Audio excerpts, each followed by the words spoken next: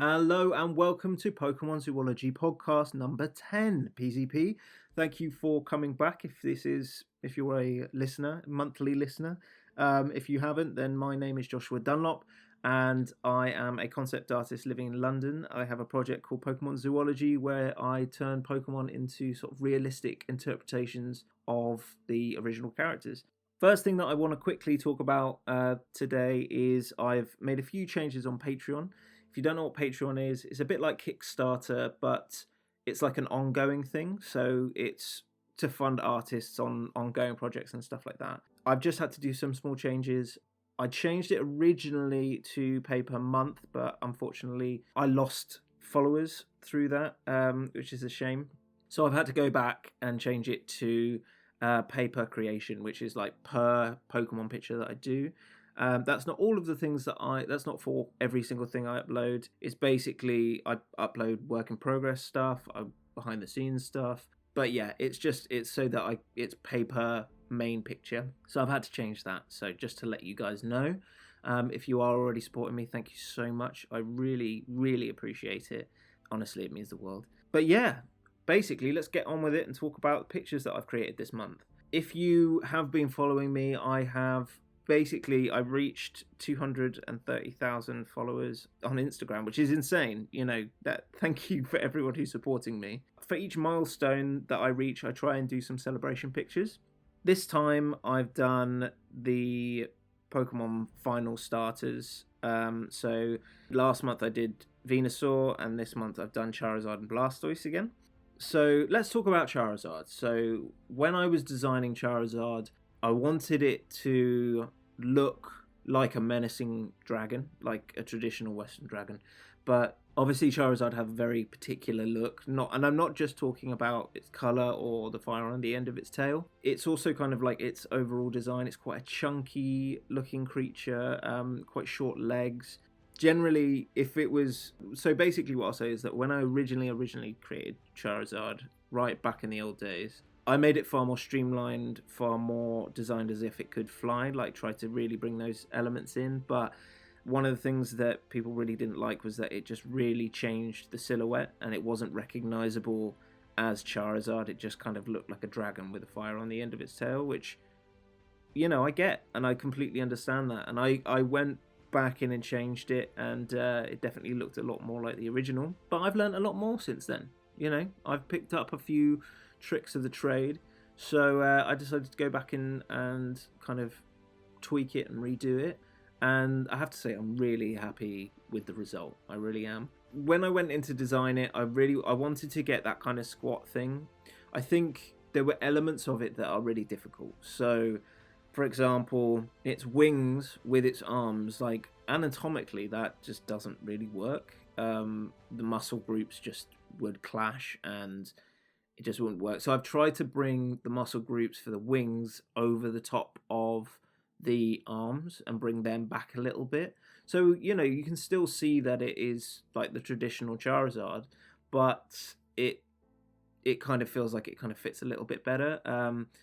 I think overall it's just hard to do that. Like, it's not going to look exactly right because, one, there's no six-limbed creatures in our world. They just don't exist. And it's kind of like something that we don't really see or recognize every day. Obviously, I could just stick the wings on its back, but part of the whole point of the project is to try and make it feel like it's real and that it could exist in our world. So yeah, I kind of did my best on that one. I'm quite happy with how it turned out. One of the other things was that it has very squat, fat legs. Again, if it was really up to me, like design-wise, I wouldn't have that because it just wouldn't be able to fly. But I have to keep the silhouette, and I tried to make them a bit more chunkier and squat. So the way that I imagine Charizard now is, rather than like a powered flyer, like an eagle or something like that, I'm thinking more of it as like a glider. So it uses its wings to kind of launch off cliffs and whatnot to get from place to place. But the majority of the time, it kind of walks on two legs and whatnot. One of the other things that I did was I brought in crocodile scales for the belly. Now, crocodile scales, the way that they're designed, is to smooth off the friction when it's crawling on its belly. So part of me kind of imagines that when Charizards come into land, they kind of, especially as Charizards in my head, that they live in more like desert areas and stuff like that, because if it lived in a forest, it's probably going to burn the place down. And I actually touched on that when I did the remake for Charmander. So I imagine them in more desert places or high in the mountains or something like that. So I kind of had this image of that when they glide, they come in for a landing and they kind of slide on their belly. It also would kind of make sense with their squat legs that they would tuck them back, and their arms they would tuck back as well, to kind of make a more kind of long crocodilian like shape. And then it comes in for a landing on its belly, and then it kind of stands up from there. Yeah, I mean, overall, I'm very happy with how it turned out. I really like the scale patterns that I chose. I feel like the flame looked great. I think one of the main things that I chose to do for the picture is I put it in a stadium. Now, most of you know that most of my pictures are in wild environments and whatnot. I think it's mainly because I wanted like a darker background, but not have it set at night. Because one of the things is if you set it at night, then it the colors will change, so that there'll be more blues coming in, which will offset the oranges, and you won't really get that classic bright orange dragon kind of thing that we know from Charizard. So yeah, I thought if I set it in a stadium, and I have done that before, I've done that with Raichu and some other ones, I'll be able to get that dark background with heavy strong floodlights on it. And I really wanted this one to be like highlighted as a special one. So yeah, really happy with the overall look of it. And I think the stadium aspect looked really good. I may end up going back at some point and putting it in a more natural environment, but I think starting off with this was a good choice, especially having things like the burnt grass on the ground and the fireworks and this thing. I just really wanted to create this kind of like exciting energy, especially as Charizard is probably one of the most popular Pokemon out there, which is probably why I was so nervous about doing it, because actually when I have some of the more obscure Pokemon, they're actually more well received because they're not people's favorites. People don't have a huge expectation of them, and when they see it and they like it, then it's like, oh my god, like this is fantastic. But then when you see something that is your favorite Pokemon, people really pick at it, and thankfully the majority of people this time around really liked it. So I'm really happy with that. I'm just going to move on to the next one. And the next picture that I did this time was, and something different that I've done in the past, is a size comparison. Now, I did this with Venusaur, my last one, and that one turned out really well. I really enjoyed it. So I decided to do that for all three. The main reason that I did this is because I've changed the sizes quite dramatically to what they say in the Pokedex. Some people like that, some people really don't. But the main concept is you're supposed to be able to fly on the back of a Charizard, as a trainer anyway. It feels that, like, if it's only about 6 foot tall, that means it's limited to literally only 10-year-olds. And doesn't really make sense, especially in my world, the way that I imagine the licensing situation, especially like being able to be a Pokemon trainer, is that you get a provisional license at 10, you study, so you go to like the Pokemon Academy, you train and learn how to look after Pokemon, you learn how to use the moves, you learn how to train them properly. Obviously each Pokemon is going to have its own unique abilities and elements about it that you need to learn how to kind of control, because realistically I don't trust a 10-year-old with a permanent marker, let alone a fire-breathing dragon, so it made sense to me, because you would go down a route of particular types, which is why we have certain gym leaders and stuff like that. And when you turn 18, that's when you do your big final test and you do some Pokemon battles and you get your full license, so you can go on and be a Pokemon trainer. So with that in mind, I wanted to make sure that people could ride these creatures and them not be basically the same height as me, if not smaller. I'm 6 foot. I think Charizard is supposed to be 5'9" or 5'10" or something like that, which you can imagine it's very small in my head. So I made them a lot larger. I made them kind of around I think about 8 or 9 foot tall, and made them a lot more kind of like intimidating and dominating and stuff like that. And yeah, and doing this render, just kind of having it in an environment that, you know, I don't really have to worry too much about the background, and it's just about focused light and kind of showing off the creature. Really, I love it, to be honest. I think it looks really cool. I don't know if I'm going to do that with all of the Pokemon, because that's, you know, that's a big task to go back and do them. But probably with some of the fan favorites, I'll probably go back and do them. But yeah, and then the I put a human in there with them. These are just free 3D scanned people that I found on the internet.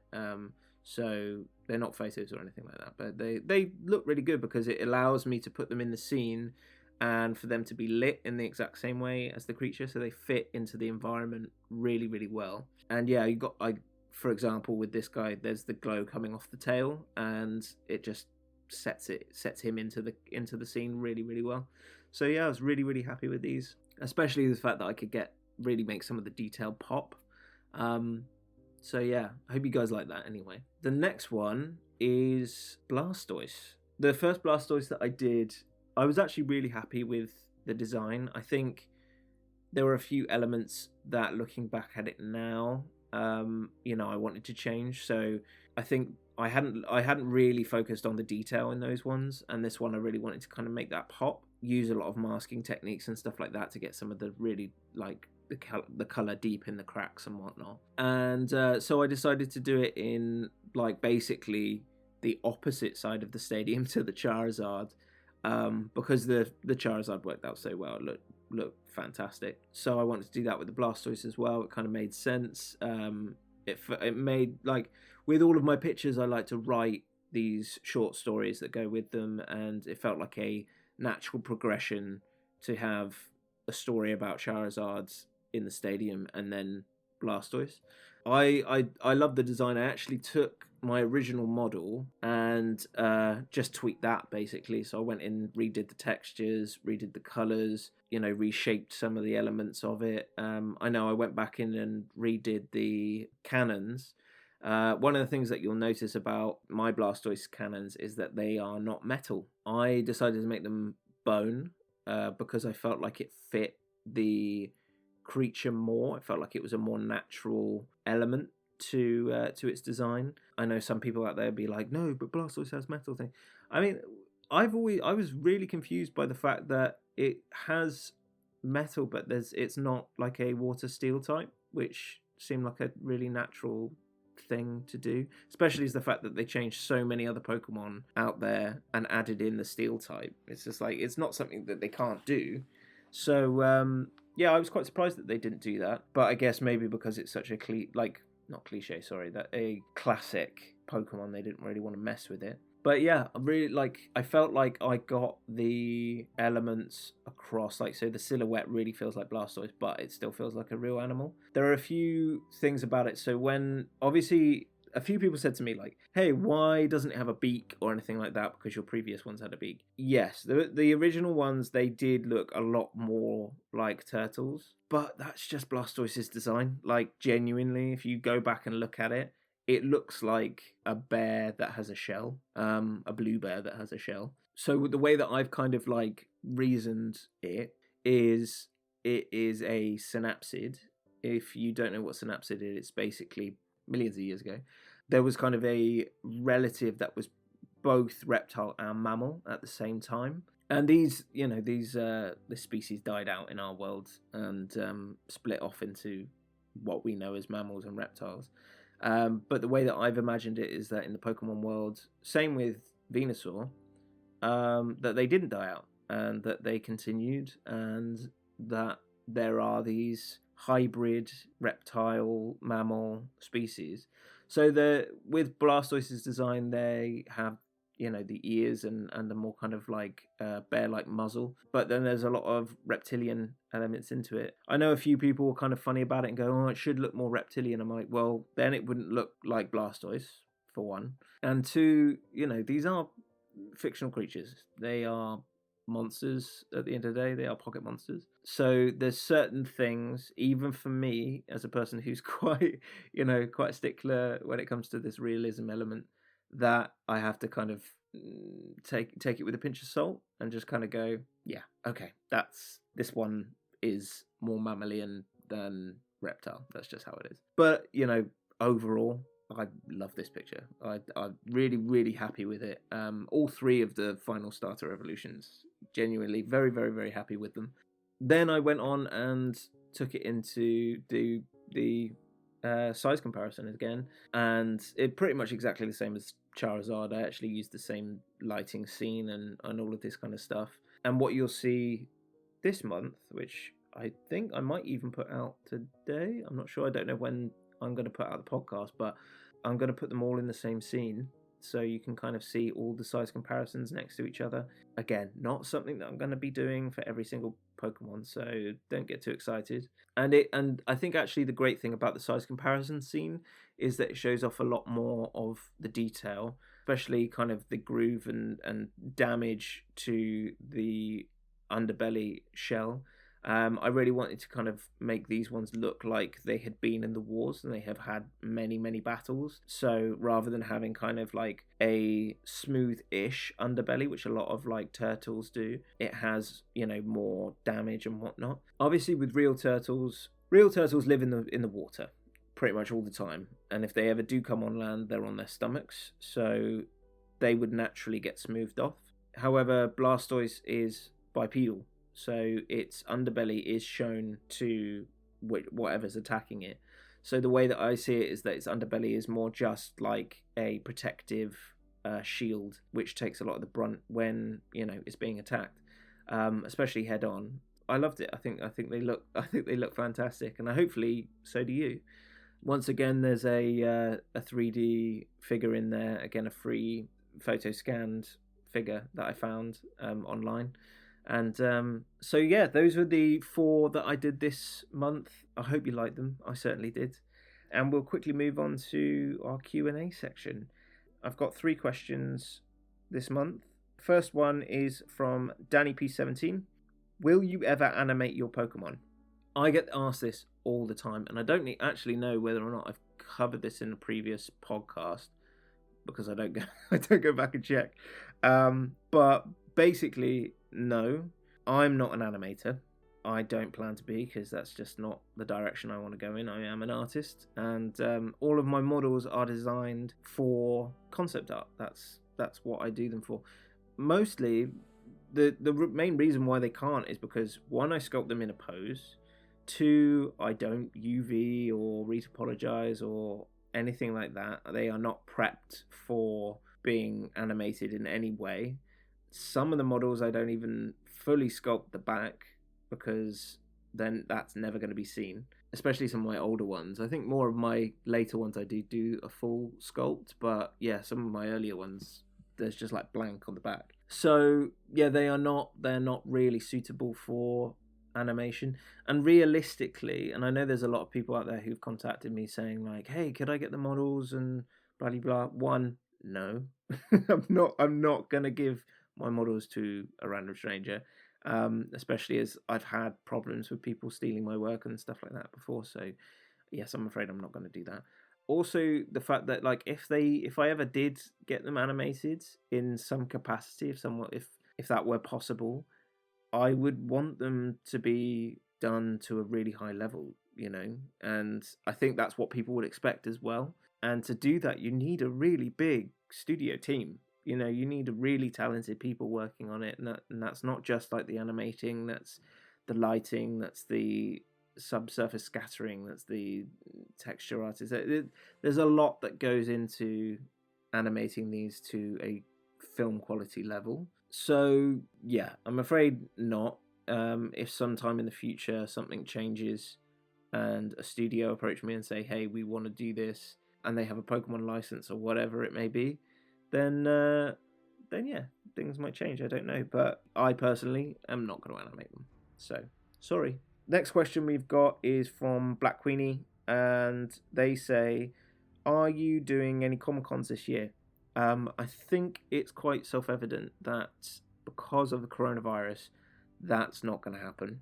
I know there are whispers about certain Comic-Cons being opened back up later in the year, but to be honest, it's too big of a risk for me to do. I have people that I care about who I don't want to get sick. I personally really don't want to get sick. It's not just about, you hear people going like, oh, well, you're young, it doesn't matter. I'm like, well, I still don't want to get sick. It's worse than the flu. That sounds awful. So I don't want that. But yeah, as I said, I've got people that I care about that I don't want to get sick, and I don't want to contribute to spreading it. So I'm afraid I'm out this year. And that's hard for me. Like that's Comic-Cons are actually a really big way of me earning a living. And not being able to do that this year has been a massive blow. But next year, if things have died down, if things are better, and it's all looking a lot better and we don't have a spike over Christmas, then of course I would love to go and do more Comic-Cons. I'd even like to expand it. Like at the moment I've just been doing ones around London. I'd love to go up north. I'd love to go abroad, which would be absolutely amazing. So we'll see how that goes. And we've got our final question, which is took me a sec, and it says, I love your stories on Patreon. Are you going to turn them into a book? So if you don't know, part of my Patreon support, I do these rewards, and the rewards are that I do like time lapses so you can see how I make the pictures. I do wallpapers so you can have them on your devices and whatnot. And I also write, each month I do a chapter of a story. I know a lot of people out there really like my short stories that go along with my pictures, so I kind of wanted to expand on that. I'm currently on chapter 10 of a story called Journey to Azure, following the same character that I do in all of my stories. And it's something that I really enjoy. It's tough, it's it's quite hard each month coming to it and going, hey, I need to write a whole new chapter. What am I going to write? But people seem to really like it. It's something that I've put out before and said, hey, do people actually read this? Do you want me to continue? And it's been a resounding yes, which has been fantastic. Will I turn it into a book? I don't know, to be honest. I've never really thought about it. Possibly. I don't know if the quality level is up to that. I know a lot of people say it is, but maybe. Who knows? I know I'm kind of thinking about possibly making a book out of the short stories that I've done for each of my pictures. Because that's something that people really love. Maybe expand on them or something like that and try and tie them into some sort of like journey through Kanto story. But I don't know, why don't you tell me if you want to see me turn them into a book. And if you like my stories, like sign up to Patreon, have a read, tell me what you think. I'd love to hear your opinion. So yeah. So that is the podcast for this month. That is everything I have to talk about. So thank you again for listening. I really, really do appreciate it. And I love talking to you guys in this manner, one-on-one. I know a lot of you are asking me to get this podcast onto kind of normal podcast things, because at the moment I'm just putting on YouTube. To be honest, it's just to try and attract people to my YouTube channel. So if you haven't checked out my YouTube channel, check it out now. I'll talk to you soon. Keep safe. Much love. And I'll see you next month.